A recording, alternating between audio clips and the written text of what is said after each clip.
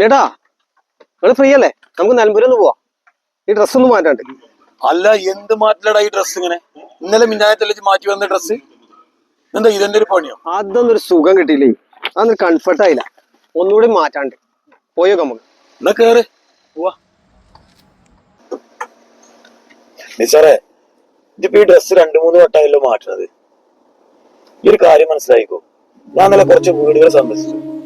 അപ്പൊ ആ വീട്ടിലേക്ക് അവസ്ഥ ഒന്ന് കാണുന്നതാണ്. കാരണം ഒരു ആഘോഷവേളകളിൽ ഓണായാലും പെരുന്നാളായാലും ഒന്നും ആഘോഷിക്കാൻ കഴിയാത്ത ആളുകളാണ്. നമ്മളെ ആളുകള് ഒന്നിലും സംതൃപ്തരാവില്ല. എന്നാൽ ഇതുമാതിരി ഒരു ഡ്രസ്സ് എടുത്താലോ അതിലുമില്ല, ഒരു ജോലിയിലാണെങ്കിലോ അതിലും സംതൃപ്തരല്ല. പക്ഷെ ഒരു അസുഖം വന്നാണ്ടല്ലോ പിന്നെ ഒന്നും വേണ്ട. നമ്മളെ ഏറ്റവും വലിയ ഭാഗ്യം ആരോഗ്യമാണ്. അതില്ലെങ്കിൽ എന്തുണ്ടായിട്ടും ഒരു കാര്യമില്ല.